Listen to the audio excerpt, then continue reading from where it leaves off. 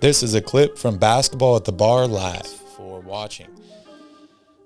All right, Calvin, let's move on here to the Charlotte Hornets. They finished last season 43 wins, 39 losses. It's tough for them in the East. They were above 500. They still missed the playoffs after losing in the play-in tournament. They have 2 picks in this year's NBA draft, pick 13 and pick 15. Let's go over the depth chart real quick and some of the salary cap implications, and then we can talk about what this team can do to improve this offseason. So first off, the starting point guard, LaMelo Ball. Shooting guard, Terry Rozier, Scary Terry. Gordon Hayward pulls in at the 3, Miles Bridges at the 4, and Mason Plumlee at the 5. Looking at this team's salary cap situation, they do have some space this offseason. Gordon Hayward is locked up for 2 more years, $30 million and $31 million. Terry Rozier is starting the first year of a 4-year contract extension. Kelly Oubre is partially guaranteed. Montrezl Harrell is off the books. LaMelo Ball is still on his rookie scale contract. Mason Plumlee, 1 year left. Miles Bridges is a restricted free agent this offseason. PJ Washington has 1 more year. James Bouknight and Kai Jones are both entering in year 2 of their rookie contracts. Cody Martin is a free agent, and Jalen McDaniels, Nick Richards are both partially guaranteed contracts for next season. So, Calvin, what do you do if you are Michael Jordan and the Charlotte Hornets to get back to the playoffs next season? Well, again, this team's kind of like a tweener team to me, right? Because they're super young, and they're a high-paced, high-flying offensive team. They score a ton of points. They've got a lot of really nice pieces. So if you're looking at what to do with this team, I think you have to try to determine whether you're trying to win. I wouldn't say win now, but increase or decrease the amount of time it takes to get to winning. How much time are you willing to wait, right?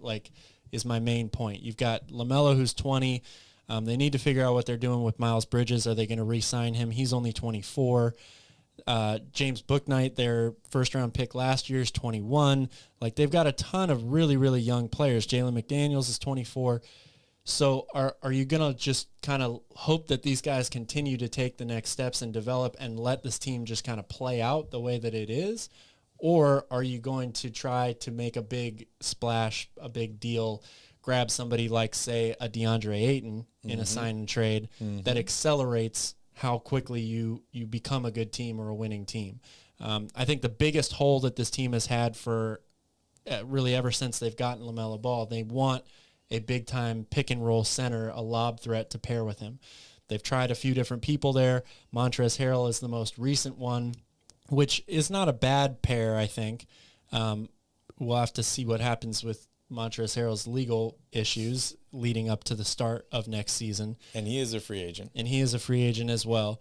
But that's, I think, the one position where if you were going to ask me, where does this team improve the most, it's at the center position, finding a big man to play alongside with LaMelo Ball in that pick-and-roll game as a lob threat.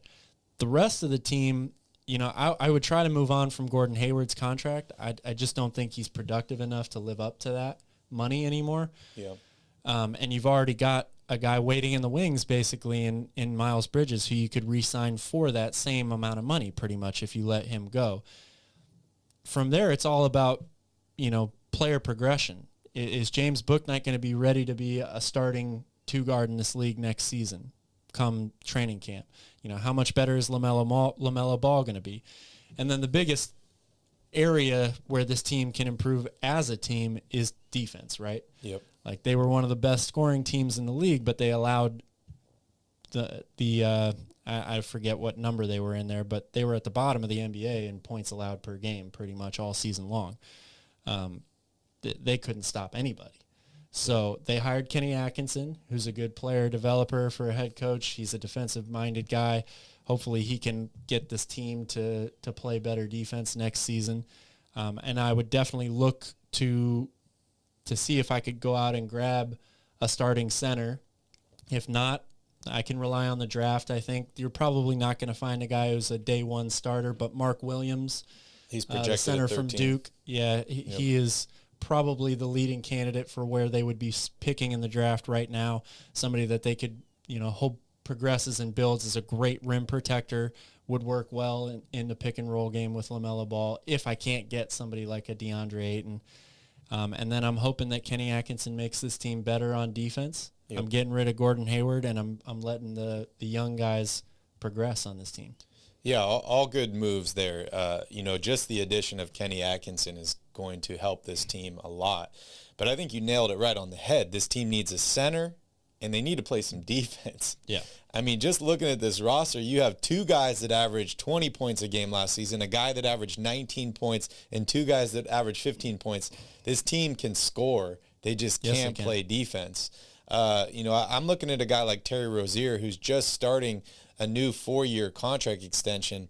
The dude's undersized, but he's played exceptionally well. I think he filled the void that was Malik Monk, and Malik Monk's played exceptionally well in LA as well. But Terry Rozier had an amazing season this year with them. But I think you're right. You got to figure out what you're doing with Gordon Hayward. The dude's 32. He's had some serious injuries. He's making almost $62 million over the next 2 years, which is crazy. A ton of money. And then the second need is Miles Bridges. This guy is a free agent. He's restricted. They need to do whatever they can to hold on to this guy. He has been an exceptional player, and I think he's the key to the future for them outside of a guy like LaMelo Ball. And then you're right, the center position, whether it's bringing one in free agency, whether it's trading for a guy like a Rashawn Holmes, a Rudy Gobert, or drafting a guy like Mark Williams, they need to figure out what exactly they're going to do with that center position. But I like this roster. I think it's very well balanced as far as salary cap goes. Yes, I don't like the contract for Hayward or for Rozier, but other than that, you're not spending a lot of money on many of these guys. Not yet, anyway. Would you consider maybe a Hayward and Oubre or a Hayward and Plumlee for Gobert trade? Oh, I would definitely do that if I was the Hornets, but there's no way Utah's doing that deal. What if you throw in one or two of those picks? Everything I've heard from anonymous GMs around the league is that the asking price right now for Rudy Gobert is absolutely astronomical. I mean, it's like 3 or more picks, first-round picks, plus a young player, plus a win-now player. Okay. I mean, if you're Utah, it makes sense, right? Like, yeah, you still got Donovan Mitchell. You were the number 1 seed in the Western Conference a couple years ago. You're trying to maximize this and be competitive still, but there isn't a team in the league that is going to trade that for Rudy Gobert, I believe. Yeah. Since he's making $40 million. I think the asking price will definitely come down. But the fact that they have 2 first-round picks this year, and they can give a win-now player in Gordon Hayward, who would be returning to the Jazz, so that might be a feel-good story. And maybe they can throw a young guy in here like a P.J. Washington that had a pretty good year. I forgot to mention James Bouknight is on here, Kai Jones. These are young guys that I'm high on and I think have a lot of potential.